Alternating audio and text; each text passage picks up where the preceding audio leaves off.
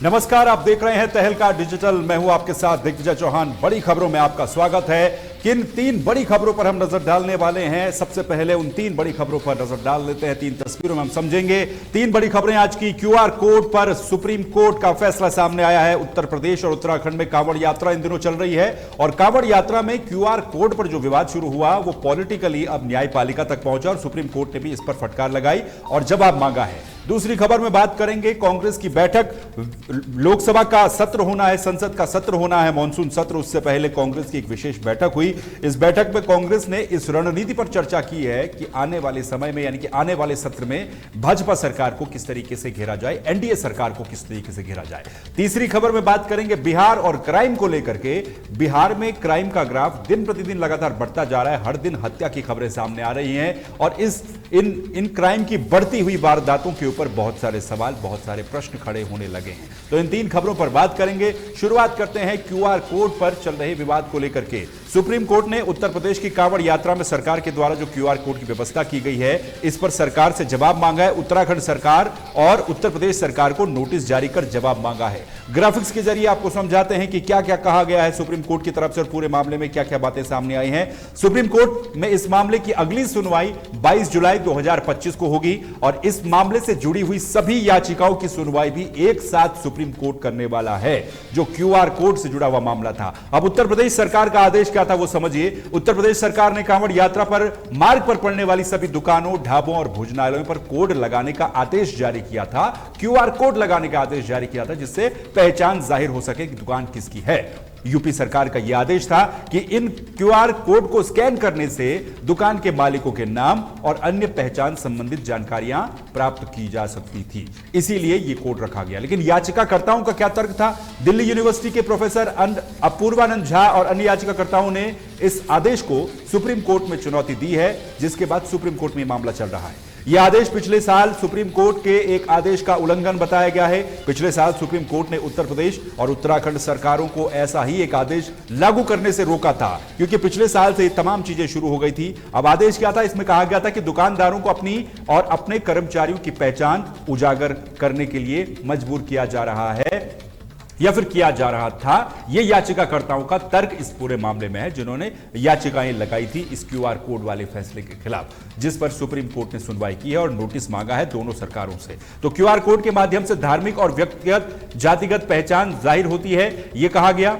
और यह भी कहा गया कि यह किसी के भी निजता के अधिकारों का उल्लंघन है। तो यह बातें कही गई है और यह पूरा मामला था जिस तरीके से क्यूआर कोड पर सुप्रीम कोर्ट का जो फैसला है वो, क्योंकि 22 तारीख को इस मामले में अगली सुनवाई होने, लेकिन अभी फिलहाल अपडेट यह है कि क्यूआर कोड और कांवड़ यात्रा में लगातार विवाद गहराता जा रहा है। सरकार क्यूआर कोड लगाने को कहती है, लेकिन उसके खिलाफ याचिका सुप्रीम कोर्ट में डाली जाती है, जिसके बाद अब फिलहाल सुप्रीम कोर्ट ने इसमें जवाब तलब किया है। लेकिन दूसरी तरफ कांवड़ यात्रा लगातार जारी है और कांवड़ियों की मारपीट की तस्वीरें भी कई जगहों से सामने आ रही हैं।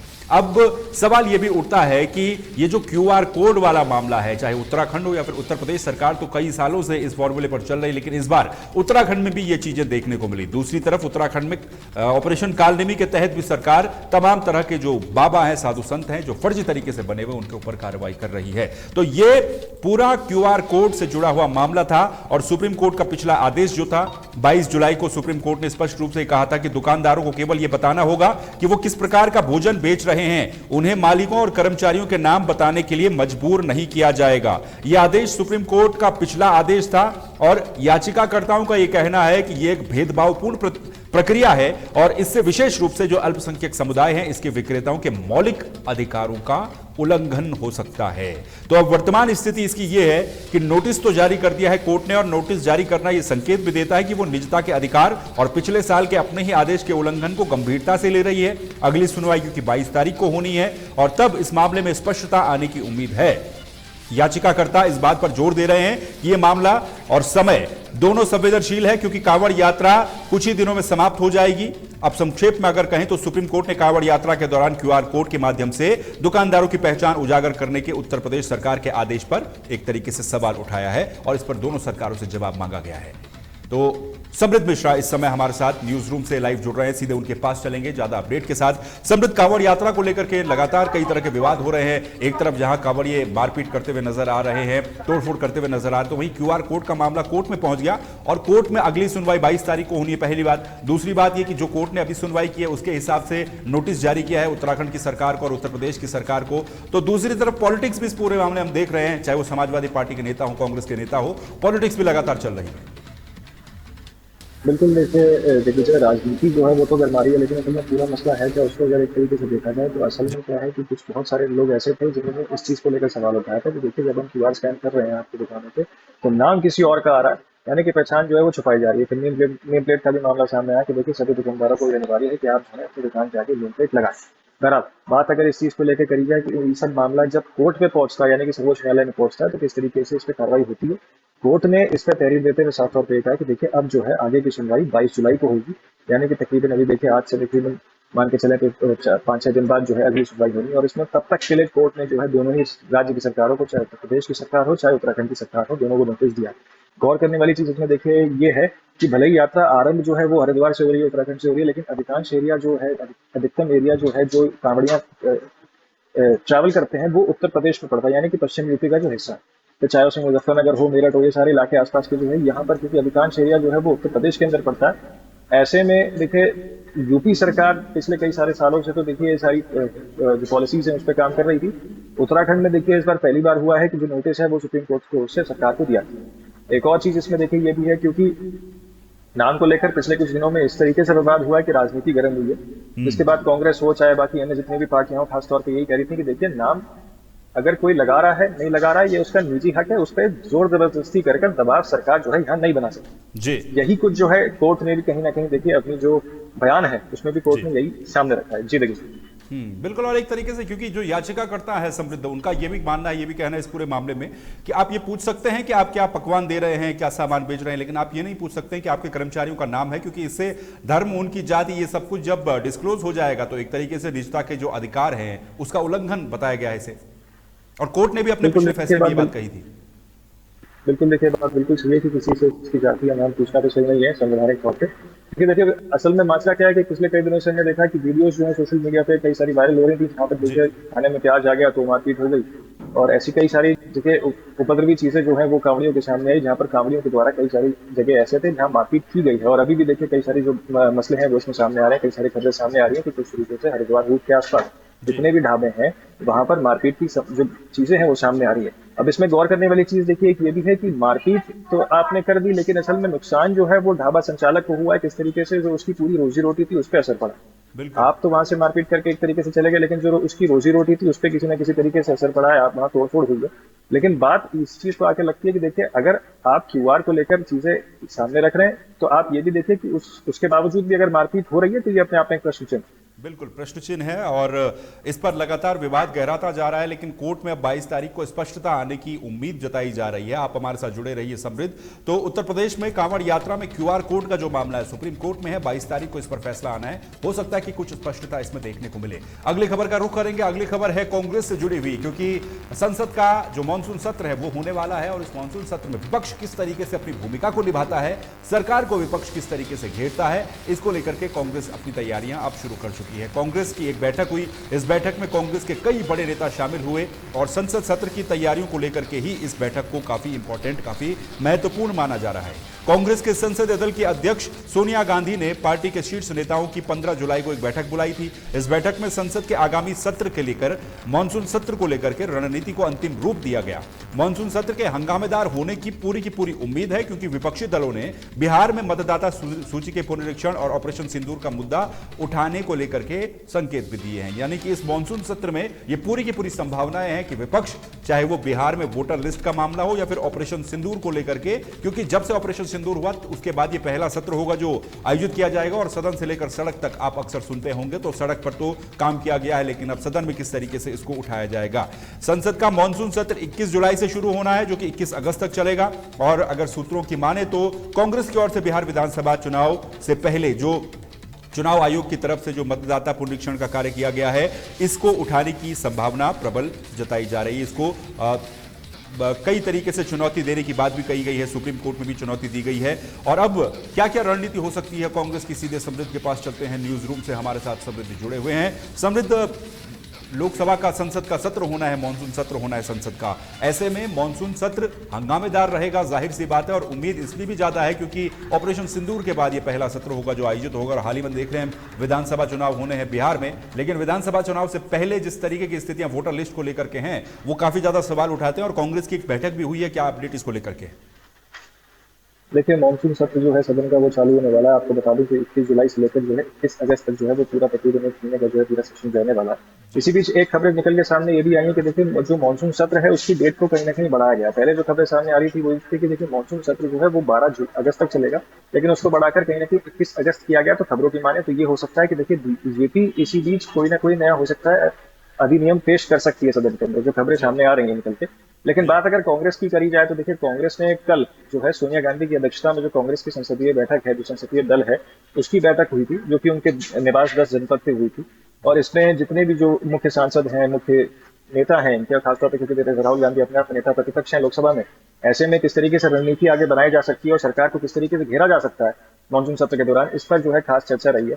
अहम चर्चा इस चीज को लेकर भी रही है, जैसे कि अभी आपने जिक्र करा कि देखिए बिहार में चुनाव आ रहा है, उसके लिए जो कन्वेक्शन का पूरा मामला चल रहा है, यानी कि वेरिफिकेशन का जो मामला चल रहा है, इलेक्शन कमीशन के ऊपर लगातार जो है सवाल तो कांग्रेस उठाती है और लगातार जो है कटघरे में खड़े करती है इलेक्शन कमीशन में। अब एक और मुद्दा कहीं ना कहीं कांग्रेस को जरूर मिल गया है देखिए घेरने के लिए सरकार के लिए। देखिए अब आप जो पूरा प्रक्रिया कर रहे हैं बिहार में वोटर वेरिफिकेशन की, वो कहीं ना कहीं प्रश्न चिन्ह खड़ा करती है, ये कांग्रेस लगातार कह रही है पिछले कुछ दिनों से। वहीं रही बात देखिए क्योंकि ऑपरेशन सिंदूर का आपने जिक्र करा, तो ऑपरेशन सिंदूर के बाद देखिए जी बिल्कुल, जो पूरा मामला हुआ, जिसके बाद कहीं ना कहीं एक सियासत गरमाई और खासतौर पे जो सीज फायर का उल्लंघन की जो बात सामने आई थी, उसमें भी कहीं ना कहीं कांग्रेस ने सवाल उठाए थे सरकार के ऊपर कि देखिए आप जो है कहीं ना कहीं अमेरिका की जो दबाव है उसमें आ रहे हैं और उसके बाद ये सब चीजें कर रहे हैं, आप निष्पक्ष तरीके से काम नहीं कर रहे हैं, अमेरिका के ऊपर आपका दबाव। तो हो सकता है इन सब सारी चीजों पर भी संभवतः चर्चा हमें देखने को मिल सकती है जब सत्र चलेगा। और सबसे जरूरी चीज ये है देखिए पहलगाम हमला हुआ, ये हुआ, उसके बाद पहली बार है कि देखिए सत्र लग रहा है। ऐसे में कई सारे मुद्दे हैं, लेकिन क्योंकि बिहार का चुनाव आ रहा है तो ये एक काफी महत्वपूर्ण मुद्दा हो सकता है जिसपे कांग्रेस जो है सरकार को घेर सकती है और खासतौर पर चुनाव आयोग की ओर से भी देखिए इस पे कुछ ना कुछ मामला सामने देखने को मिल सकता है। बिल्कुल, सरकार को घेरने की कोशिश की जाएगी लगातार। आप हमारे साथ बने रहिए समृद्ध। तो ये स्थिति है कांग्रेस की इस बैठक को लेकर के और आने वाले समय में, क्योंकि जिस तरीके से संसद का सत्र होना है तो जाहिर सी बात है संसद का सत्र हंगामेदार रह सकता है। हंगामेदार रहने की वजह यह है कि कांग्रेस ने अपनी रणनीति को अंतिम रूप दिया है। कांग्रेस के नेताओं की एक महत्वपूर्ण बैठक आयोजित की गई थी और सबसे बड़ी जो प्रबल संभावनाएं हैं ऑपरेशन सिंदूर को लेकर के सरकार को घेरने की तैयारी और बिहार में जो वोटर लिस्ट को लेकर के विवाद गहराता गया है उसको लेकर सरकार को घेरने की तैयारी कांग्रेस की तरफ से की जा रही है। अगली खबर का रुख करेंगे, बड़ी खबर का। अगली बड़ी खबर है बिहार से जुड़ी हुई, क्योंकि बिहार में एक के बाद एक पिछले कुछ दिनों से अपराध के मामले जो बढ़े हैं, हत्या की वारदातें दिन प्रतिदिन बढ़ती जा रही हैं, वो एक बहुत बड़ा सवाल उठाती है। क्या नीतीश बाबू क्राइम बेकाबू वाली स्थिति बिहार में हो रही है? हर दिन हत्या की खबरें बिहार से सामने आती है और आज स्थिति यह हो चुकी है कि विभिन्न जो मीडिया रिपोर्ट्स है उनके अनुसार जुलाई के पहले 14 दिन में ही करीब 50 से अधिक हत्याएं हो चुकी हैं। कुछ ग्राफिक्स हैं, उनके जरिए आपको बताने की कोशिश करते हैं बिहार की स्थिति क्या कुछ नजर आ रही है और बिहार क्या क्राइम कैपिटल बनता हुआ नजर आ रहा है, क्योंकि राहुल गांधी तो यही कह रहे हैं कि बिहार धीरे धीरे क्राइम कैपिटल बनता हुआ नजर आ रहा है। तो आपको स्थिति और कुछ जो हत्याएं हुई हैं पिछले कुछ दिनों में लगातार उसको लेकर के बताते हैं। पटना में कारोबारी विक्रम झा की हत्या, पूर्णिया में एक ही परिवार के 5 लोगों को जिंदा जला दिया गया था, सिवान में 3 लोगों की हत्या हो गई थी, पटना सिटी में वकील की गोली मार करके हत्या कर दी गई थी। ये वो आंकड़े हैं जो इससे पहले अभी तक हो चुके हैं, जो हत्या के मामले सामने आए थे, ये वो आंकड़े हैं। सारण और सीतामढ़ी में लगातार हत्याएं हुई, नवादा में युवक की हत्या कर दी जाती है। 14 दिनों में ही बिहार के अंदर 50 से अधिक हत्या की वारदातें, हत्या की घटनाएं सामने आ चुकी हैं, जो बहुत बड़ा सवाल उठाती है। 11 दिनों में 31 हत्या की घटनाएं, 13 दिनों में 33 हत्या की घटनाएं और अब तक बिहार में 9 बड़े कारोबारियों की हत्या हो चुकी है। तो ये आंकड़ा है जो बताता है कि किस तरीके से बिहार की कानून व्यवस्था इस समय चल रही है। पुलिस की भूमिका को लेकर के बहुत सारे सवाल हैं। इन हत्याओं के मामलों में अक्सर पुलिस की कार्रवाई पर सवाल उठते हैं, क्योंकि कई मामलों में अपराधी घटनास्थल पर पकड़े ही नहीं जाते हैं। तो ये क्या लगातार जो क्राइम है वो बेकाबू होता जा रहा है। तो ये स्थिति है। सीधे समृद्ध के पास चलेंगे, न्यूज रूम से हमारे साथ समृद्ध जुड़े हुए हैं। समृद्ध, लगातार हम देख रहे हैं दिन प्रतिदिन बिहार से जो खबरें सामने आ रही हैं, न व्यापारी सुरक्षित, न किसान सुरक्षित, न वकील सुरक्षित, न स्टूडेंट सुरक्षित, न कोई आम आदमी सुरक्षित। ऐसे में चुनाव भी आना है, तो क्या चुनाव आ रहा है इसलिए जो हत्या की खबरें हैं ये ज्यादा दिख रही हैं, या फिर बिहार की स्थिति ही ये है कि वहां पर हत्या होना, गोली चल जाना, ये सब आम बात है? देखिए, जब बिहार में लालू यादव की सरकार हुआ करती थी तो लगातार ये चीज़ों के ऊपर सवाल उठाए जाते थे कि देखिए, बिहार में जब तक लालू की सरकार है तब तक क्राइम पे कंट्रोल नहीं हो सकता। लेकिन देखिए, अब सरकार बदल गई, अब नीतीश कुमार की सरकार है, लेकिन स्थिति कहीं ना कहीं बिहार की वैसी ही है जैसे पहले। तो ये जो आरोप प्रत्यारोप का सिलसिला दोनों सभी राजनीतिक दलों के बीच में देखने को मिल रहा है, जहां पर वो ये कह रहे हैं कि देखिए, सरकार आपकी है, आपके में ज्यादा क्राइम है, या नहीं नहीं, देखिए लालू की सरकार में ज्यादा क्राइम था। ये सब धरातल पे तो देखिए सब बराबर दिख रहा है। सरकार चाहे किसी की भी हो, क्राइम पे नियंत्रण बिहार के अंदर कहीं दिखते हुए नजर नहीं आ रहा है। बहरहाल बात अगर करी जाए, चाहे खेमका मर्डर केस मामला हो, या फिर अभी देखिए पिछले दिनों जो आईसीआईसीआई बैंक मैनेजर की जो हत्या का मामला है, तो घटनाएं कहीं ना कहीं बढ़ी हैं और चुनाव आ रहा है। हो सकता है देखिए, ये भी एक चीज हो सकती है गौर करने वाली कि किस तरीके से जो मामले हैं उन पे क्या सरकार कोई तहरीर नहीं कर पा रही है, पुलिस पे पुख्ता कार्रवाई नहीं कर पा रही है। लेकिन इसी बीच देखिए, खबरें ये भी सामने आ रही हैं कि जो नेता हैं सरकार के, एनडीए गठबंधन के नेता हैं, वो ये कह रहे हैं कि देखिए, बिहार में तो सुशासन की सरकार है, सुशासन की सरकार सारी चीजें अच्छे से कर रही है। जी बिल्कुल, उनका अपना दावा है। लेकिन अब क्योंकि हम लगातार बात यही कर रहे हैं कि बिहार में विधानसभा के चुनाव होने हैं, और उससे पहले क्योंकि अगर अपराध की घटनाएं बढ़ती हैं, अपराध का ग्राफ बढ़ता है, तो जाहिर सी बात है नीतीश कुमार को उनकी पार्टी जेडीयू चाहे बीजेपी हो, ये लगातार ये कह के प्रमोट किया करते थे कि ये सुशासन है, नीतीश का सुशासन है। लेकिन सुशासन पूरी तरीके से आउट ऑफ कंट्रोल इस समय नजर आ रहा है, क्योंकि क्राइम की खबरें ही इतनी ज्यादा आ जा रही हैं। ऐसे में राहुल गांधी स्पष्ट रूप से कह चुके हैं कि भाई बिहार जो है वो क्राइम कैपिटल बनता जा रहा है, हत्या की वारदातें लगातार हो रही। तो पॉलिटिकली क्या कुछ इसको लेकर के माहौल नजर आ रहा है, आरोप प्रत्यारोप का दौर किस तरीके से नजर आ रहा है?